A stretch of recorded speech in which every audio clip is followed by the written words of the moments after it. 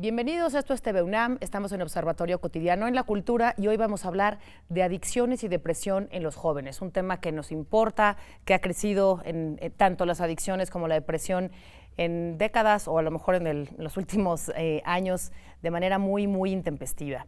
Les presento nuestros invitados de hoy y les agradezco muchísimo a los tres que estén aquí con nosotros. Es el doctor José Alfredo Contreras Valdés, de la Facultad de Psicología Clínica y de Salud de la... profesor de Psicología Clínica y de la Salud de la Facultad de Psicología de la UNAM. Nos acompaña también la doctora Lidia Barragán Torres, que diriges un centro del cual nos vas a platicar, claro que sí, de prevención en adicciones, justamente. Gracias. Ahora vamos con tu tema. Y la doctora María Luisa Rascón Gasca, profesora de la Facultad de Medicina, investigadora en Ciencias Médicas del Instituto Nacional de Psiquiatría, Ramón de la Fuente. A ver, recientemente, desde los Óscares y desde todo, hemos visto una serie de películas, especialmente estos últimos años, que insisten en el tema de las adicciones y de la depresión en jóvenes, un tema que antes no estaba con tanta frecuencia en el cine y que ahora lo está en la literatura, en el teatro, en el cine. Lejos de lo que pasa en su simbolización artística, vámonos a la realidad. ¿Cómo andamos en temas de adicción y depresión? ¿Cómo abordarían ese tema en los jóvenes? Que es un tema que con frecuencia pensamos que es un asunto y un terreno de adultos, ¿no? ¿Qué nos dice la investigación hoy en día? ¿Cómo está nuestra población, nuestro país en cuanto a adicciones? Bueno, tenemos datos de la ENCODAT, Encuesta Nacional de Consumo de Drogas, Alcohol y Tabaco. En cuanto a alcohol, jóvenes, como señalas, de 12 a 17 años, incremento, se ha duplicado consumo excesivo de alcohol y en mujeres se ha triplicado. Wow.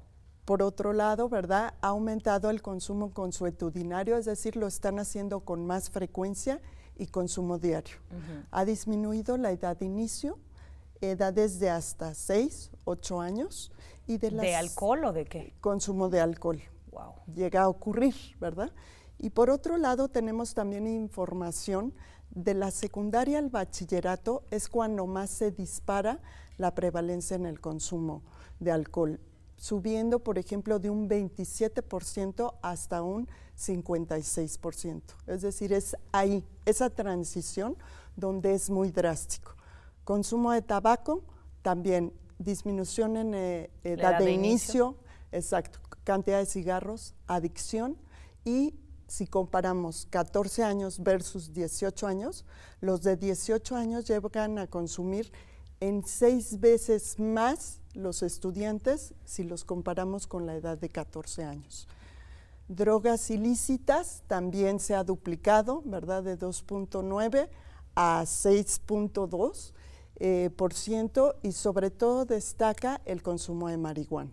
Entonces, bueno, este panorama es desalentador en términos de que es un llamado de atención, ¿verdad?, nosotros profesionales de la salud, pero a la población en general, a unir esfuerzos, a hacer una red, ¿verdad?, que podamos resolver, atender esta problemática que nos está dando gritos de auxilio, ¿verdad? Definitivamente. A ver, nos acabas de dar un panorama terrible que tiene que ver con los números y encuestas de adicción. Así es. Lo que quisiera es saber qué le lleva a un joven al cigarro, a la marihuana o al alcohol. Emocionalmente, ¿qué hace que se inserte en este porcentaje que acabas de decir de adictos? Podría yo agregar ahí, si hablamos de aquel estado emocional que puede orillar al uso de sustancias o al uso de alguna bebida alcohólica, pensaríamos esos trastornos del ánimo que están asociados. Y ahí es donde se encuentra la depresión. Depresión, ansiedad son estados de ánimo que muchas veces hacen que una persona busque, ¿no?, algo para sentirse mejor, para sentirse un poco más animado, para sentirse un poco diferente. Y en cuanto a la depresión, vemos que es un trastorno del ánimo que cada vez es más frecuente, es un trastorno que se está presentando actualmente como el mayor discapacidad que puede ocasionar en un adulto o en un joven, y tenemos cifras arriba del 20% en población, de manera que si pensamos de 4 jóvenes que son estudiantes, uno de ellos puede cursar con una depresión que muchas veces no es atendida, que muchas veces no es visualizada ni por él, porque muchas veces no quieren saber que ellos tienen un problema o que simplemente su ánimo está bajo, creen que se va a quitar solo, creen que ellos lo van a resolver mágicamente y no es así. A ver, aquí se nos presenta van 3 preguntas que se me ocurren por el momento. Una es, ¿qué es lo que hace que un chico deprimido, cuyos orígenes de depresión no los conocemos, se sienta mejor con el alcohol, con el tabaco o con la marihuana? O sea, si ese es, los índices que nos mencionaste tienen que ver con esto que nos dice María Luisa con respecto a que lo que hace el motor que lleva a un chico a la droga o al alcohol es un estado depresivo, y si es así, ¿por qué tenemos una población tan deprimida? ¿Qué opinas y qué es lo que ustedes han visto en tu laboratorio? Ok. Bueno, nosotros en el laboratorio estudiamos como tal la depresión y como mencionaban las doctoras, la depresión es un trastorno del estado de ánimo bastante frecuente, cada vez más frecuente. Anteriormente se pensaba que solamente aparecía en adultos y en personas mayores, y cada vez nos hemos dado cuenta de que no.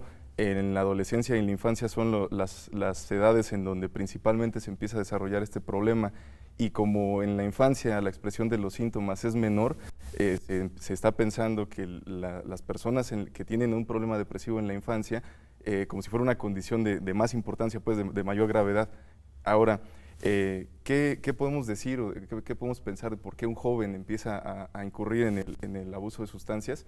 Bueno, en realidad, por tratarse de un trastorno afectivo, de un problema del estado de ánimo, hay muchas maneras que los jóvenes pueden lidiar con él, dependiendo de la historia de vida, de los problemas interpersonales, de la familia, del nivel académico, etcétera. Hay muchos factores que están asociados. Todos nos decantamos por alguna línea de cómo manejar las emociones, ¿no? Nosotros sabemos que la depresión está muy asociada con el abuso de sustancias. Vamos a poner un ejemplo muy claro. Si yo me siento mal conmigo mismo, si tengo pensamientos de autocrítica, pensamientos negativos, si constantemente tengo tristeza, culpa, irritabilidad, que son indicadores claves de la depresión, bueno, pues si me junto con un grupo de compañeros, un grupo de amigos que consumen o que abusan de las sustancias, tengo una recompensa a corto plazo de disminuir el malestar emocional.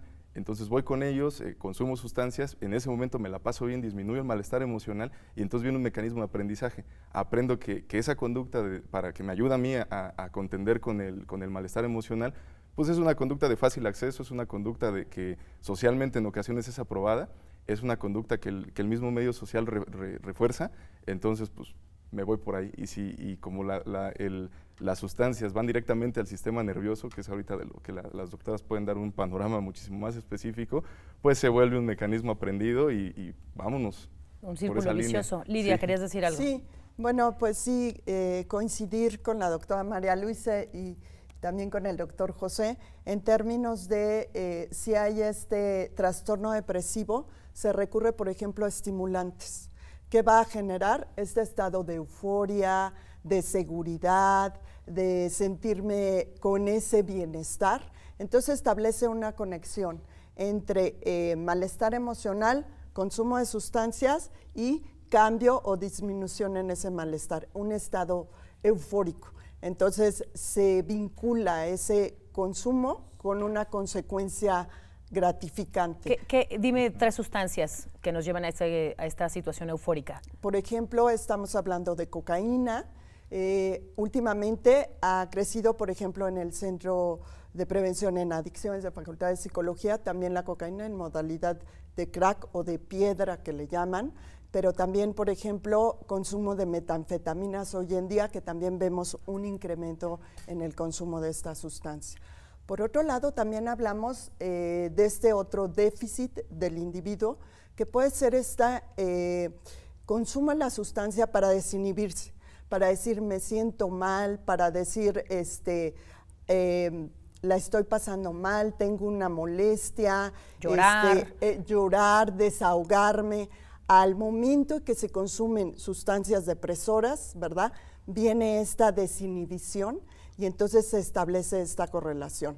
el consumo me está permitiendo desahogarme y me está permitiendo esa ganancia de disminuir mi malestar. Ok, entonces, hasta ahorita tenemos una población deprimida por muchas razones que no nos vamos a ocupar porque sería eterno, una sustancia que me da la inmediatez de sensaciones de felicidad o de bienestar y que también es una ventana para decir estoy mal y estoy alerta. Exacto. ¿Y ahí quién entra? O sea, José Alfredo nos habló de estos grupos que en realidad son grupos que te llevan hacia abajo, ¿no? O sea, te ayudan a estar peor o a estar en este círculo donde el chico se siente acompañado en una situación en la que consume, se siente bien, consume más, y consume. ¿Y qué pasa con la familia y el entorno? Me gustaría tocar esos dos puntos. Primero, el de factor de riesgo, que muchas veces los jóvenes, los niños incluso, no lo ven, no perciben ese porque no tienen información de a dónde me va a afectar ese uso de esa sustancia, a qué nivel, a qué órgano de mi cuerpo, y esta es información que es muy importante que se las podamos proporcionar. Porque, por ejemplo, un chico que utiliza marihuana, que utiliza alguna otra sustancia y alcohol y de repente empieza a desconectarse de la vida real, empieza a tener problemas diversos y de repente tiene un brote psicótico, ¿sí? Y eso ya es un problema inminente que no tiene regreso. Entonces, muchos chicos están llegando ahora a consulta. ¿Por qué? Porque llegan con brotes psicóticos, están fuera de la realidad por un uso excesivo, por un uso que no fue dado con información del riesgo que implicaba. Y ahora, pasando a la familia. No, pero antes de pasar a la familia, insistiendo en este punto, ¿qué elementos te llevan a tener un brote psicótico? O sea, es un hecho que de la depresión te saltas a la droga y del abuso de la droga puedes caer en un brote psicótico. Puedes pasar en un brote psicótico. ¿Con qué sustancias, por ejemplo? Por ejemplo, marihuana. Es lo que estamos viendo, que cada vez es más frecuente que lleguen personas con brotes psicóticos por el uso excesivo de la marihuana. Dime, así a grandes rasgos, ¿cómo detectamos como mamás, como maestros, como familiares que un chico tiene un brote psicótico? Bueno, por ejemplo, como mencionaba, está fuera de la realidad. Empieza a decir cosas incoherentes, empieza a actuar de manera diferente, ya no quiere ir a la escuela, se aísla, no se puede incluso ni levantar a veces, ¿no?, de la cama. Tiene un cambio notable de lo que hacía antes, supongo. Hábitos higiénicos, ya no duerme bien, come diferente, se le va el apetito o tiene más apetito. En fin, tiene muchos trastornos a nivel físico y obviamente esos trastornos tienen que ver con un trastorno también a nivel cerebral. Los neurotransmisores funcionan diferente, está alterado el funcionamiento, por eso es de que se presentan estos brotes. Vamos a dejar aquí la plática difícil que estamos teniendo para irnos a un corte y regresar para saber cuál es la ventana positiva, dónde están las esperanzas, cuáles son la asociación, el centro, tu laboratorio, qué opciones hay y qué papel tiene la familia. Eso lo veremos ahora que regresemos después del corte. Estamos en Observatorio Cotidiano en la Cultura hablando de adicciones y depresión en jóvenes.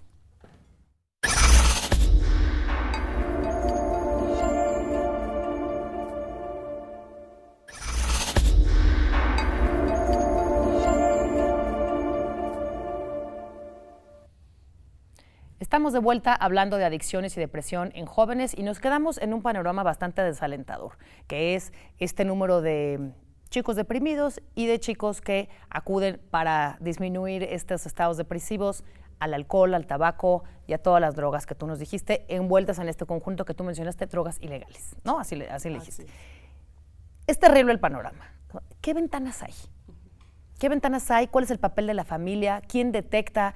¿Quién llega? ¿Qué hacen ustedes en el laboratorio? ¿Quién llega a las clínicas o a la asociación? Bueno, algo que nosotros tenemos es ese llamado de la familia.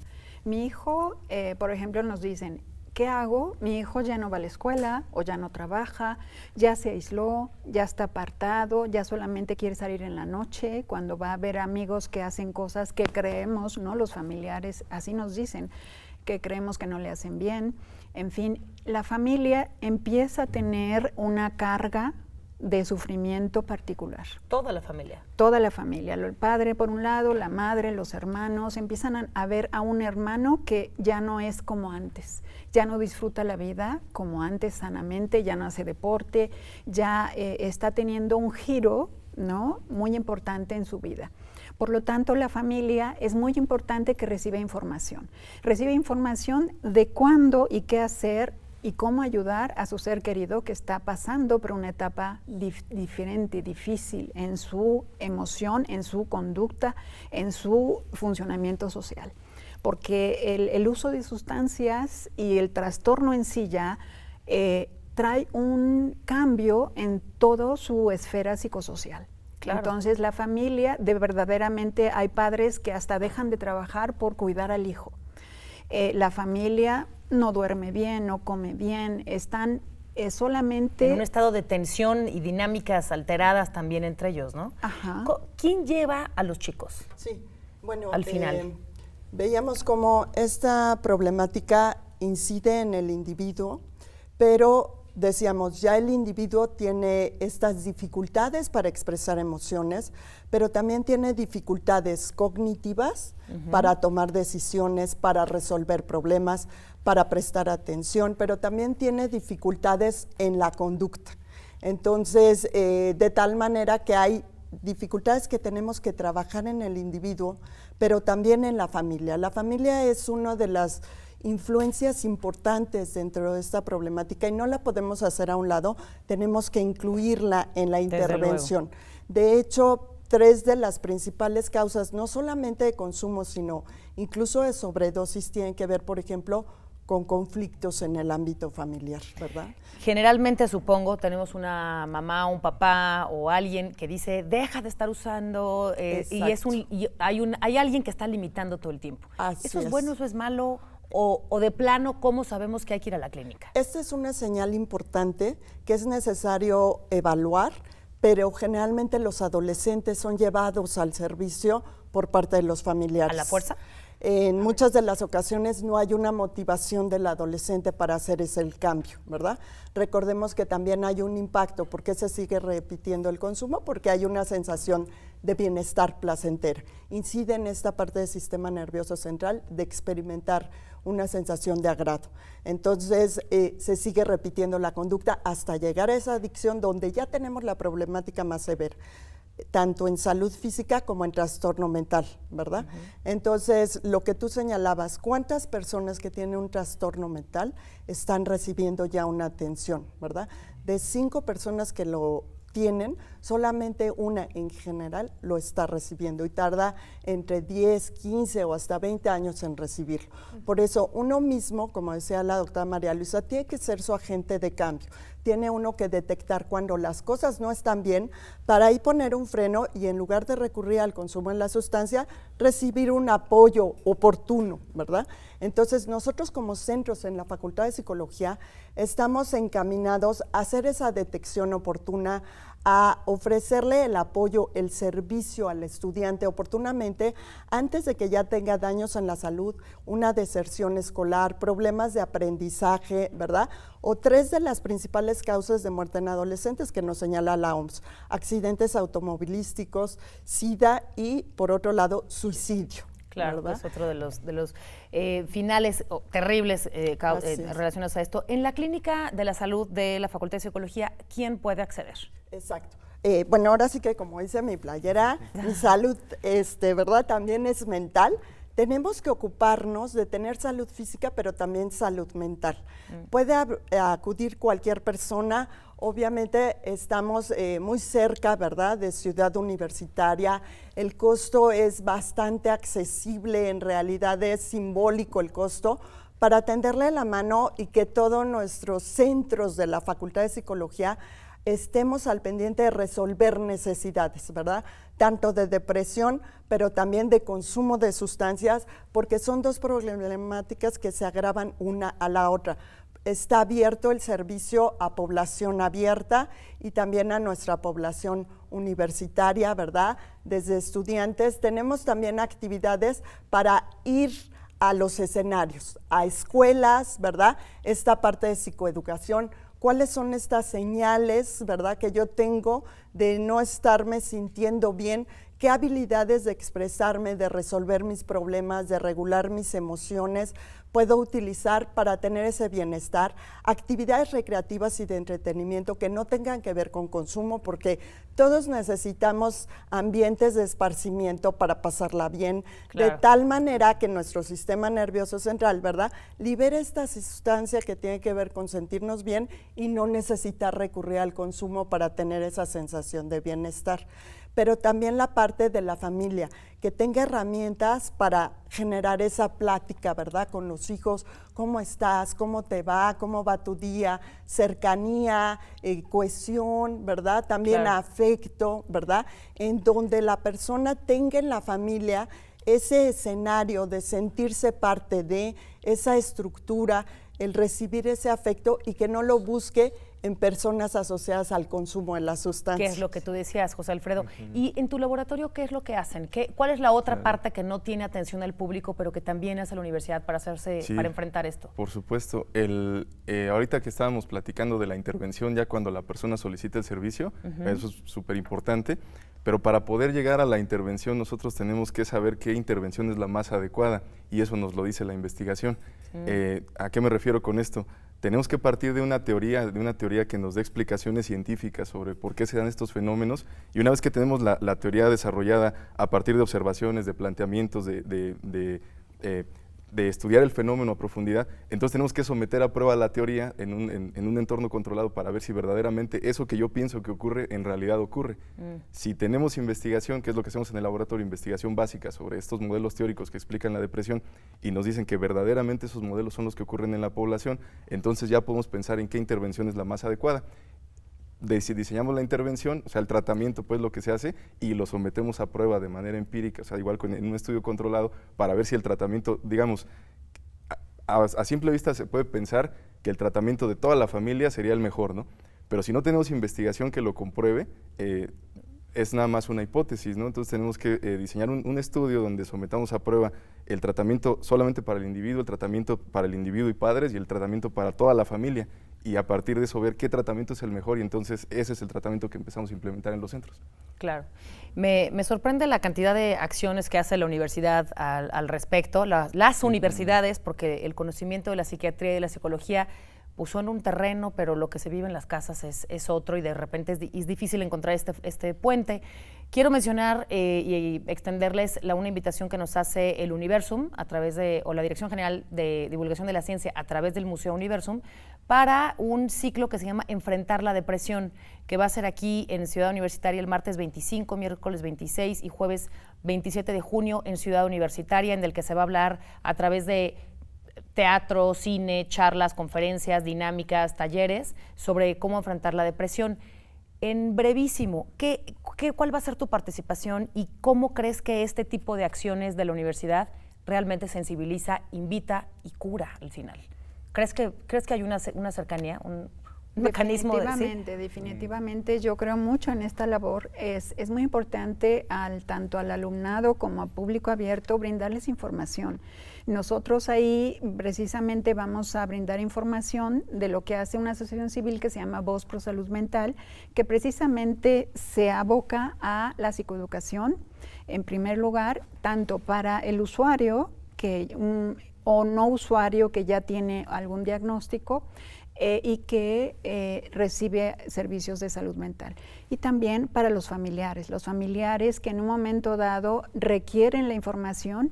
La psicoeducación no solamente es información, sino además es un trabajo emocional sobre eso que no entienden de qué hacer con un ser querido que se está pasándola mal, que está sufriendo. ¿Por qué? Porque también tienen que entender que el cerebro también se enferma. Entonces tenemos que tener este conocimiento dentro de toda la sociedad para que podamos prevenir situaciones diversas.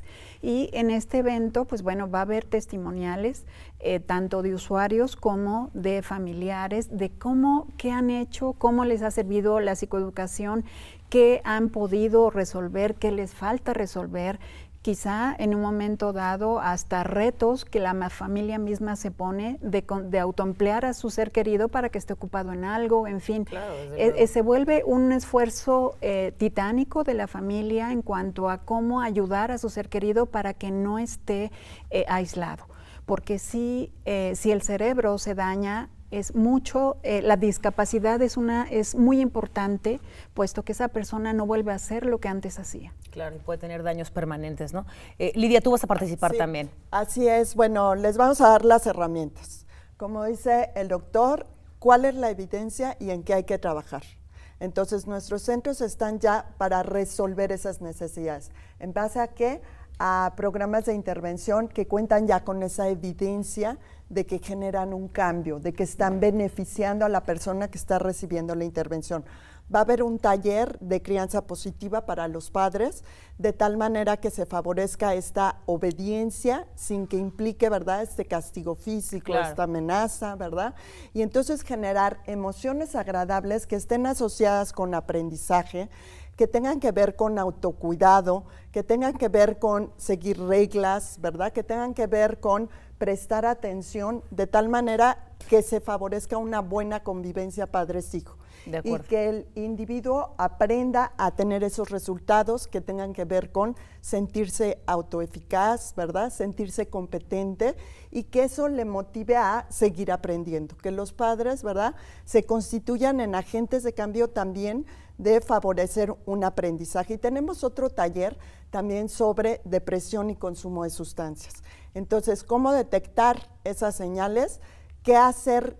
¿Cuáles serían esos aspectos, esas competencias que puedo yo desarrollar para ser mi propio agente de cambio? De acuerdo. Para generarme emociones sanas. Pues yo creo que eso tenemos todos una tarea enorme, que es de estar alerta de la salud mental. Les agradezco muchísimo. Fue impresionantemente titánica su labor.